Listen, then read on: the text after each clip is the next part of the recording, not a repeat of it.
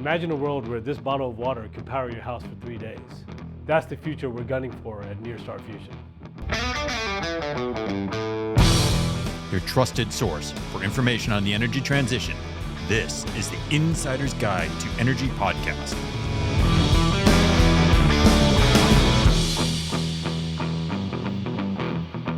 Why don't you help me understand what Nearstar Fusion's doing? Here at Nearstar, we're building the future of fusion power plants using hypervelocity plasma railguns. So that's a mouthful. Help me understand, first off, what is a hypervelocity railgun? That sounds dangerous. It might sound dangerous, but it's actually quite safe. Railguns, a lot of people know them from the military, but those are what are called solid armature railguns. Those are different than what we're talking about here. A plasma armature railgun is one where we're using plasma to accelerate the projectile. In our case, it's a 50-gram projectile like this. And when I say hypervelocity, we're talking speeds of 10 kilometers per second or 6 miles per second, which is roughly 30 times the speed of sound. All right, and so you're taking a projectile, and I assume you're shooting it into something to make fusion? That's right. So we're shooting it into what we call a fuel target, which would be roughly the size of a golf ball. And inside of this is an isotope of hydrogen called deuterium. So our approach uses what's called deuterium. And what we want to do is combine those two hydrogen atoms, create some helium, but more importantly, create lots of energy. And the way we do that is we have that fuel target, which is impacted by this projectile at that hypervelocity, and we add a little magic sauce of a magnetic field around the target, and then the combination of that magnetic field and that impact creates fusion conditions, which creates a miniature fusion bomb. Wow. Okay, so how do you contain that fusion? How do you keep it in there? So you've just shot something at a high rate of speed into something, got some sort of a chain reaction or reaction to take place. So how do you contain it and capture the energy? So the great thing about fusion is that it doesn't chain react, so it makes it inherently safe. Yeah, and we're using just a very little bit of fuel, very, very small. And so what happens is when that energy is released out of that fusion implosion, we have what's called a molten salt, which is a chemical that's very good at absorbing heat. And so that energy that's released out of that fusion implosion is captured by that molten salt and then pumped through a heat exchanger to go boil water, and then that's the steam from that water turns a turbine and puts clean energy on the power grid. Okay, so I've got the general picture. To continually generate energy, wouldn't you have to shoot a lot of these things? Absolutely. So we would shoot these roughly once per second. So that's called 1 hertz. And so you can imagine a single power plant would shoot roughly 35 million shots per year. So, yes. Now, fusion's been around for a long time.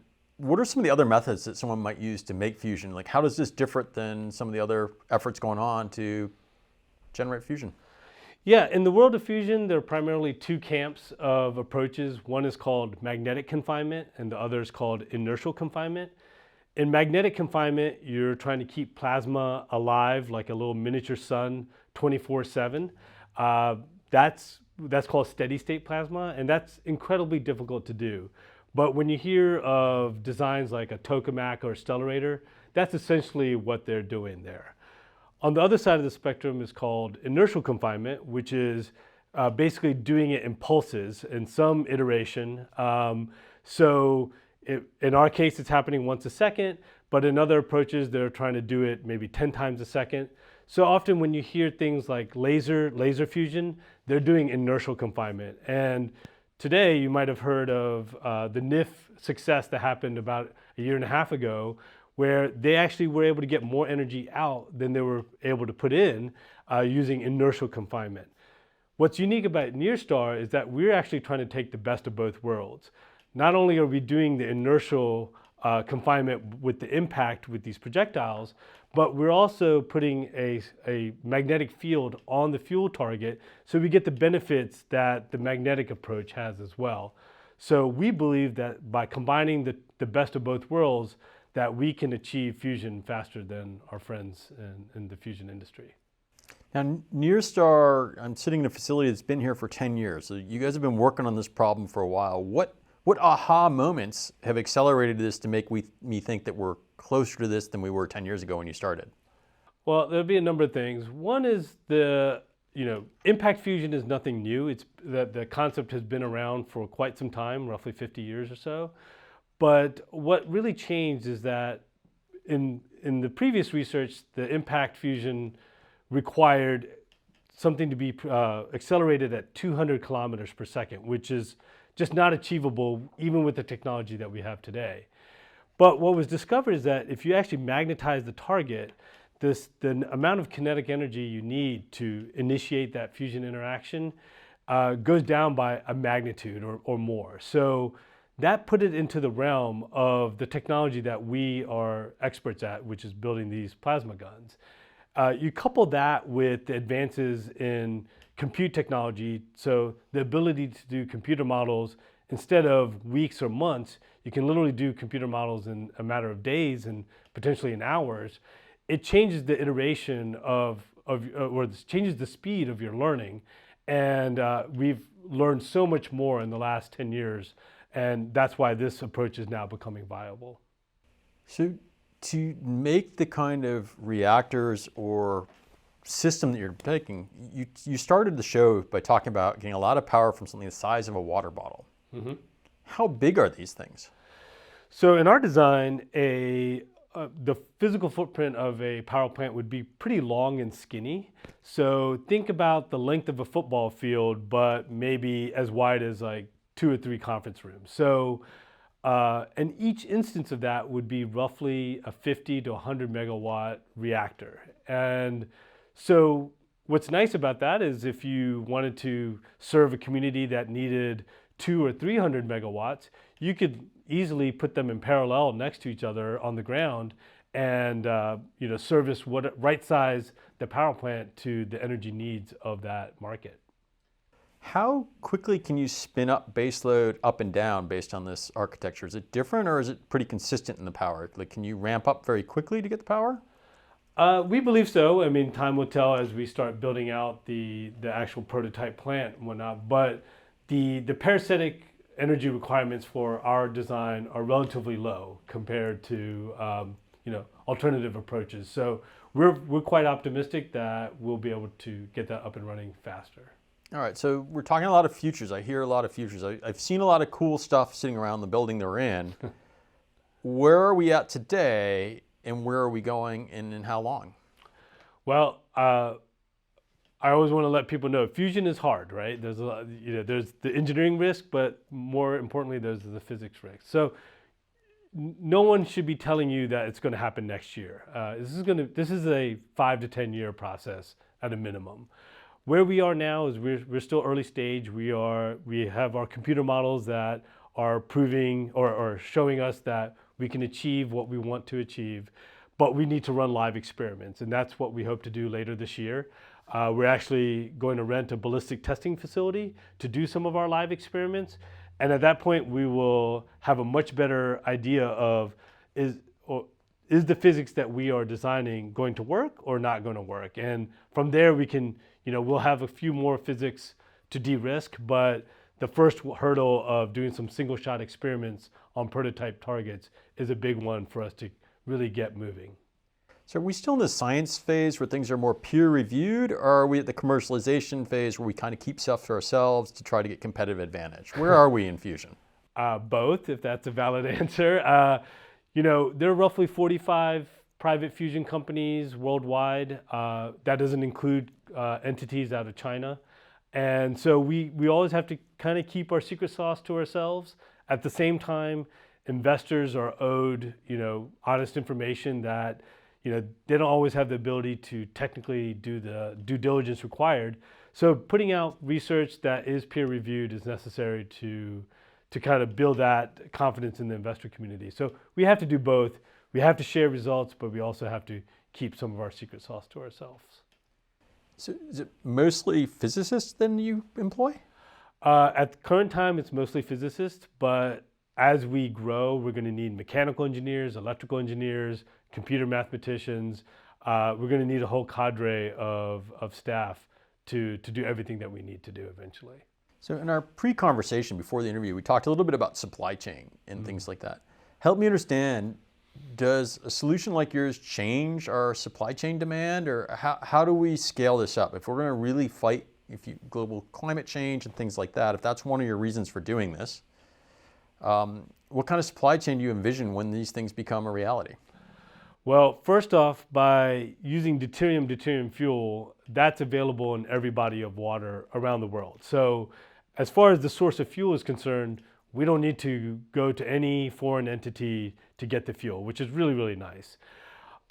Our design, other than that, uses mostly COTS materials, things that are readily available, electrolytic capacitors, solid state switches, things that often are made abroad but can also be nearshored as well as needed. So we feel very confident that all the technology and the materials that we need to build our power plant are readily available in North America, which provides us a much stronger ability to deliver energy independence as well as energy security. How big a role do the national labs play in fusion development? A huge role. I mean, without them, so much of the risky physics would not get researched and de-risked. They're critical to the solution at the end.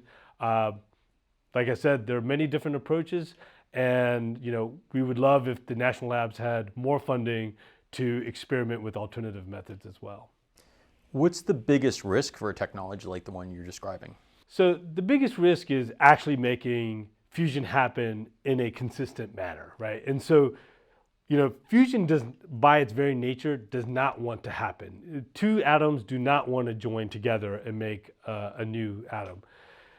Fusion is what they say powers, is what powers the sun, but the sun has a major advantage over the Earth because the gravity on the sun is 28 times more than what we have here. So to compensate for that, you have to create fusion conditions here, you have to get to temperatures of 100 million degrees centigrade, which is pretty hot, right? And so making that happen on a consistent method is really, really hard. So the physics risk around doing that over and over and over again without the power plant falling apart or overheating or whatnot, that's incredibly difficult, and that's what most companies are working towards.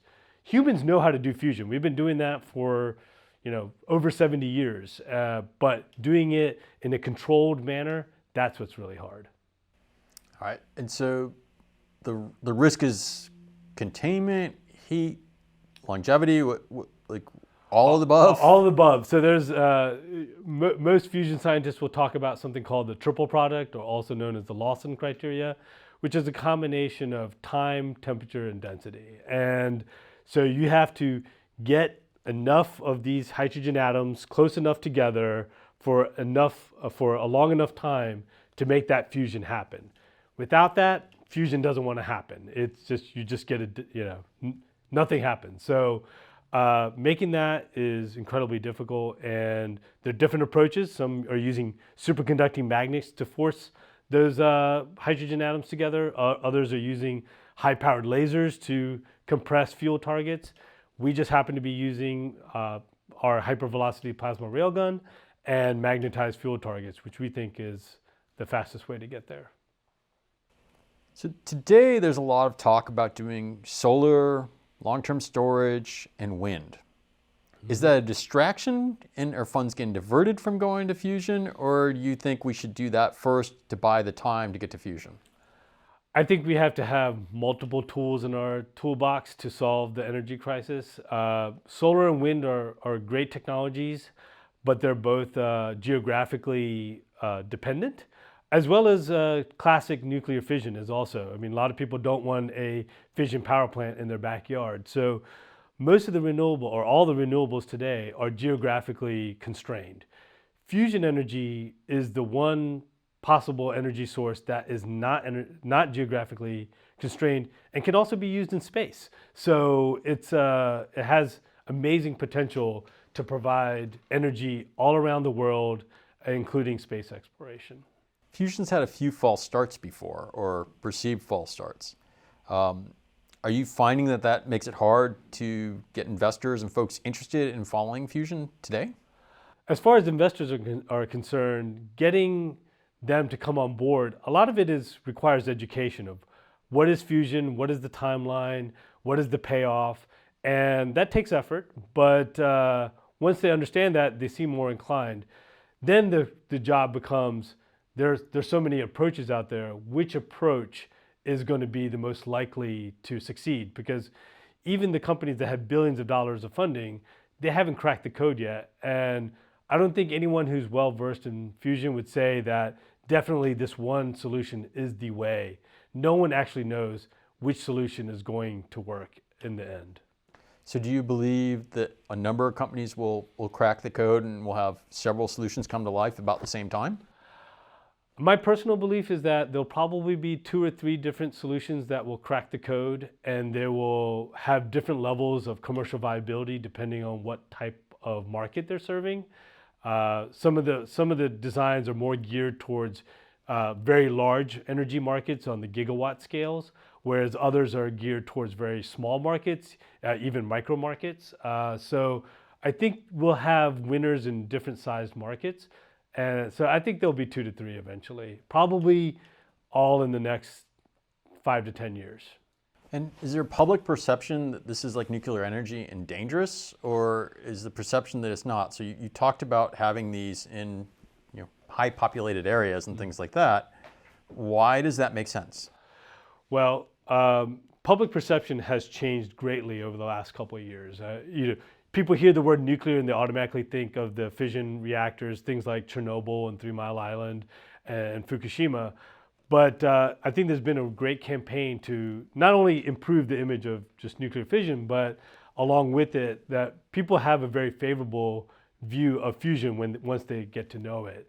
And so much so that even the US NRC last year ruled that they were going to regulate fusion under Part 30, which is essentially like regulating it like as nuclear medicine, similar to an MRI machine in the hospital that could be a block away from your house. So the perception of fusion has improved, and mostly because it is so safe.